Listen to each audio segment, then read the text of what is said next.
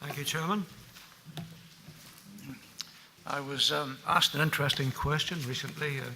How many Brexit-free days do you have in the week? I couldn't think of any, at the moment anyway. Okay, well, I'm going to speak about Brexit and its implications for UK agriculture, UK agri-food, and I'm planning to touch on some of the special issues for Northern Ireland following Brexit. I start with a brief description of the Brexit process and move on to look at possible implications of Brexit in two key areas, agri-food trade policies and then domestic agri-food policies, really what will follow on when the CAP ceases to operate in the UK. And along the way, I will mention work we're currently doing in AFBI economics to analyse the potential economic impacts of Brexit on the agri-food sector. What is Brexit and how long will it take, in case you hadn't noticed? Well, Brexit is the process through which the UK will leave the EU, following the triggering of Article 50 of the Lisbon Treaty of the EU. It's a 2-year process in theory, but in my view it will take a lot longer than that. During that process, the UK will remain a full member of the EU, subject to all its policies and honouring all its obligations. The end point, triggering of Article 50, by the way, which you know will happen tomorrow when the Prime Minister fires the starting pistol. The end point of the negotiations will signal a major change in our governance with far-reaching implications for agri-food, which will include the development and funding of bespoke UK agri-food trade and domestic policies. Let me just start by outlining the overall picture with regard to UK agri-food trade. These charts show that the UK's agri-food trade is deeply embedded in the EU, in EU markets. In recent years, 70% of UK imports came from the EU and 62% of exports were consigned to EU markets. But the UK runs an annual deficit in agri-food trade of about 20 billion, 3/4 of which is with the EU. So the UK market is very important to the EU. Just to break that down a little, these charts show, as you would expect, that the UK's main trading partners are predominantly EU, both on the import side, virtually all EU, and also on the export side. The US also appearing on the export side as an important market. Much of that is for Scotch whisky, I understand. But let me also underline the importance of the UK to the Republic of Ireland. The Republic of Ireland stands out as a trading partner. 50% of the Republic's agri-food exports going to, and 52% of imports originating from the UK. Moving on to post-Brexit options for UK agri-food trade policy. The recently published UK government white paper refers to an ambitious and comprehensive free trade agreement and a new customs agreement, effectively a soft Brexit bespoke agreement with zero or minimal tariffs for certain sectors. The sectors are not specified in the white paper. Agriculture could be in or out. The alternatives are the so-called hard Brexit options. Firstly, the WTO default position, where the UK falls back to the on default most favoured nation tariffs. And then a trade liberalisation option, which I'm classifying as hard Brexit in agri-food terms, where the UK pursues trade deals with low tariffs or quota access.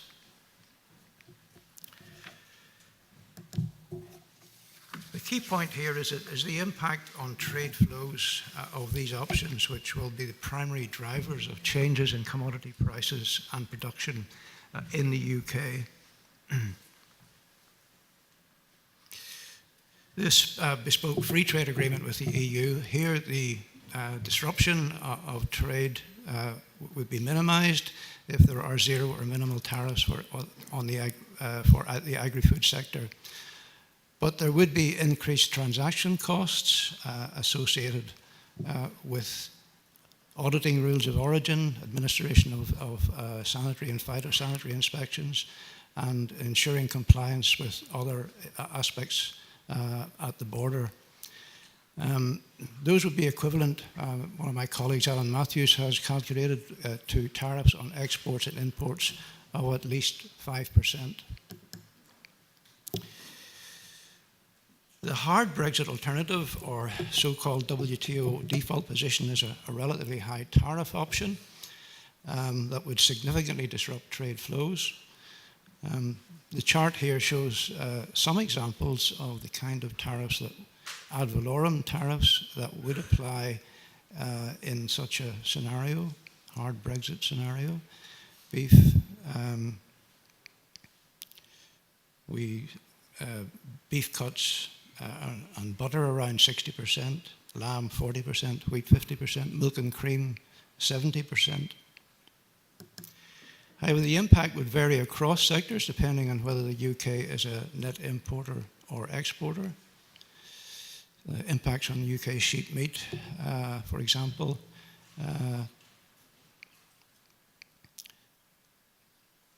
which may have to be rechanneled to the UK, which is equivalent to approximately 27% of UK production, and potentially reduced beef imports from the EU.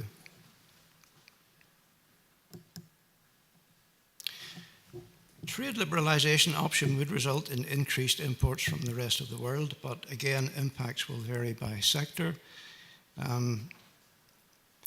Here we can see very significant differences between UK steer and the blue line and Brazilian prices, the red line. Okay, there are problems with Brazil at the moment, but in the longer term, these price differences would have an impact in a free trade or liberalised environment.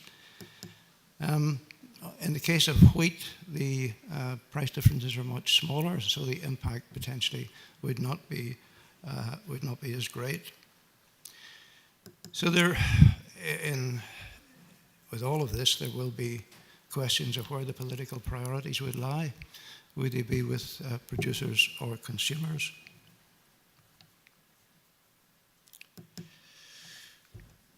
Just to divert slightly into some of the implications for Northern Ireland of restricted trade with the EU,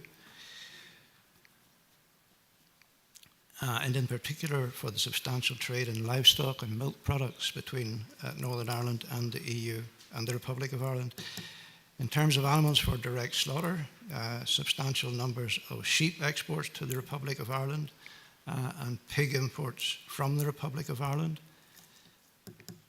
For breeding and finishing purposes, substantial cattle and pig imports from the Republic. And of course, there are also implications for the large quantity of raw milk that is currently exported to the Republic of Ireland and how this might be handled under such a restricted trade scenario. Could it be processed locally? What are the implications for infrastructure and strategic planning? So in all of this, in API Economics, we're currently analysing the potential impacts of post-Brexit options. We are UK leaders in this field of sectoral modelling via our so-called FAPRI UK modelling system.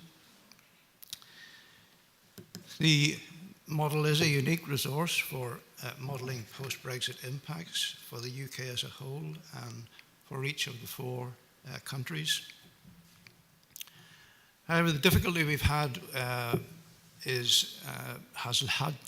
terms of looking at post-Brexit issues has required a fundamental redesign of the model to reflect the UK position outside the EU, not within the EU, and the fact that market prices will clear at UK level rather than at EU level. And just to explain that, you can see here how UK and French steer prices, for example, over time have tracked very closely together. The kind of slight divergence there at the end of that series, we think that was due to the horse meat scandal. Those prices are beginning to converge again. And also land prices, which have tracked very closely together over time. So this has been a key assumption in the modelling to date. And for economists, it's a key indication of a well-functioning integrated market system, demonstrating the law of one price. But this price integration, this is the key issue really, this price integration will potentially diverge when the UK leaves the EU. So we're working quite intensely at the moment to try and work out the impacts of this divergence for the UK agri-food sector. That's all I want to say on trade at the moment. Moving on to consider the possible shape of post-Brexit domestic UK agri-food policy. Again, there's great uncertainty as to what might emerge. The white paper provides the detail of the shape of what I call a UCAP, United Kingdom agricultural policy. However, there have been repeated assurances, as I think has been mentioned, on 2 fronts.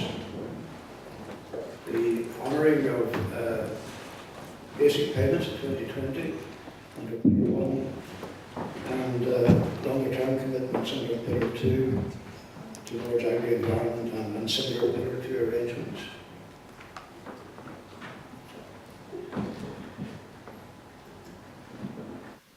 What I would say is that, and this is a big issue for discussion in my profession at the moment, is the extent to which Brexit offers an opportunity to refashion UK agri-food policies post-Brexit. I've summarised here some conclusions from a recent conference that I was involved in London, organised by the British Agricultural Economics Society. Brexit has loosened the grip of path dependency via the CAP on UK agri-food policy.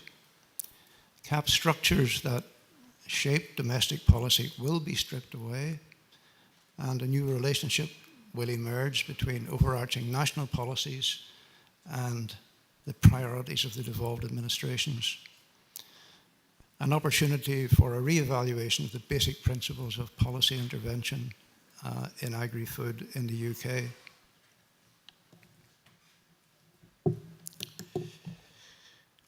So the priorities for a post-Brexit UCAP, well, we don't know what those are at the moment, but the white paper says that, interestingly, leaving the EU offers the UK a significant opportunity to design new, better and more efficient policies for delivering sustainable and productive farming, land management and rural communities.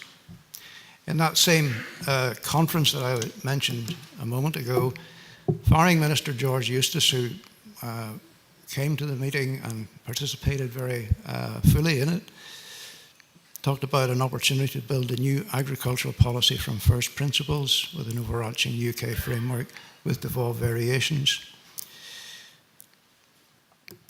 He emphasized markets to correct, he emphasized measures rather to correct market failure as being central to his and DEFRA's thinking, with a key role for agri-environment schemes. He talked about the importance of raising productivity in UK agriculture, really needed. It's been flatlining for years, not good. And associated with that, he talked about funds for knowledge transfer and capital investment. He also mentioned the need for tools to manage risk and uncertainty in a more volatile global market environment. And interestingly, he talked also about cross-party recognition of the importance of agriculture in the wider economy. That's not something really that has been an issue in the UK, because the CAP has tended to take that to a European level. In the future, there will be a need for UK politicians to take a view on the importance of agriculture in the UK economy.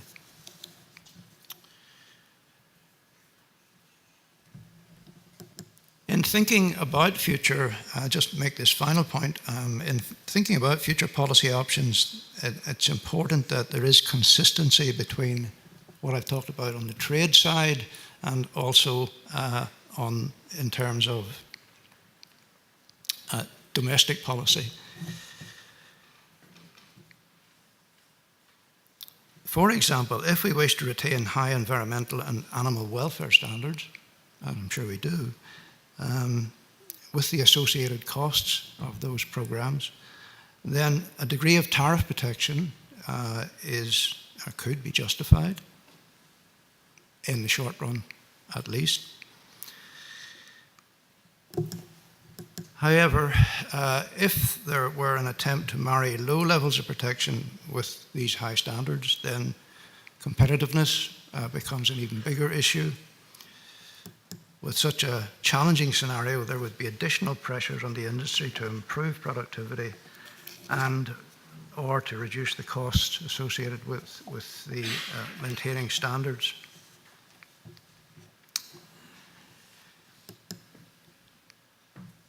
So, summary of those key messages. Firstly, we must begin by recognizing that the UK agri-food trade currently is deeply embedded in EU markets. So we can easily see how Brexit threatens the stability of these long-established trade patterns, and that the impacts of Brexit on trade flows will be a key driver of changes in prices and production in the UK. This is currently a key unknown, and it's the thing that we're working on at the moment. I don't have results, I'm afraid, to give you at this stage, but those will emerge in due course. And at the same time, solutions will be needed for the unique challenges facing Northern Ireland Agri-Food in trading directly with an EU member across the border. We can talk about what a UCAP should do, United Kingdom agriculture policy, but it should promote growth in human capital within the sector, in my view, and also sector productivity. As I've said, that is a key issue for the future, in which the early adoption of latest scientific advances will undoubtedly play a key role. And we need consistency between trade and domestic policies. But there will be political choices here. Will the policies favour consumers or producers?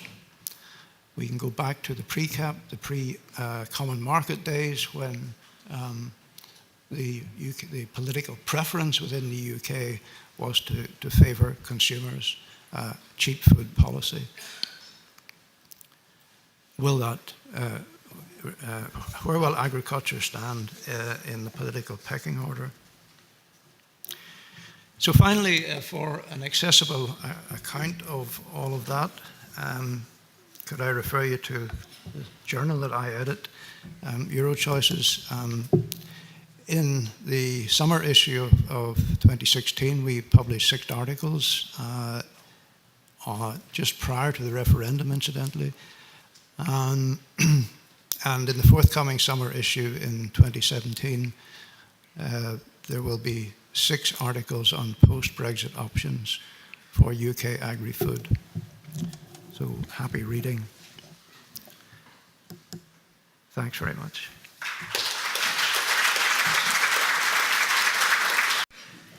Just in the interest of time, I know we're running ever so slightly late, but Sinclair tells me he won't need as long as it says in the programme to do his bit at the end. So we do have maybe five minutes or so for a couple of questions that I'm sure John will answer if he's able to. So who would like to start? I'm not sure if it was me you were pointing at, Chairman. James Campbell here. What can I call myself? Ex-Irish Farmers Journal and currently still with AgResearch. Can John Davis, whom I've known for many, many years, envisage a Brexit without a long transitional period? We had a transitional period of 4 years, I think. He and I are both old enough to remember, from 73 to 78, 4 or 5 years. On the way in, and could he envisage going out without something like that? James, thanks for your question. No, I can't, frankly. Agriculture has been so central within the EU policy programme to date. It's been, accounts for about 40% of the budget. So, it's difficult to see how when 2019 comes and we've come to some sort of conclusion on, and depending on how much priorities have been given to discussions on agriculture and agri-food, it's difficult to see how we can then simply morph to transition to a UK policy. I think some sort of transition will be appropriate. That's just a personal view to get us to an agreed UK position. Thanks, John. Any other questions for John? One up here. Chairman, in your opinion, John Carson, a farmer that doesn't know very much about this here, just to give some comfort to farmers and people here in the audience that rely so heavily on single farm payment and payments up to now over the past few years, with having no stable government at present and doesn't look likely in the near future, do you think that will be a big disadvantage to us moving forward in negotiations? Sorry, your question is? Do you think we will be badly disadvantaged whenever it comes to negotiating for a fair deal for Northern Ireland here now? You're saying that we don't have a stable government in place in Brexit. Well, I could almost say no comment. Obviously, it would be good to have someone at the table negotiating on your behalf. That's kind of first principle of politics. And by the way, in those discussions we had with George Eustice, there was no mention of direct payments. If there's no more final questions, I maybe ask one, John, and it's in relation to that meeting at which George Eustice spoke about getting some flexibility for the devolved nations. In turn, what was your understanding of how much flexibility? Because obviously Northern Ireland agriculture, or agriculture to Northern Ireland is much more important perhaps than it is to England and other parts of the UK. How much leeway will we get? Well, goes back to the previous question in a sense. I really don't know. I mean, there wasn't much detail in that. I mean, he was acknowledging the position of the devolved administrations. I mean, our beef and sheep sector in particular, highly dependent on direct payments. So, if we fall off a cliff in 2019, it's going to be difficult.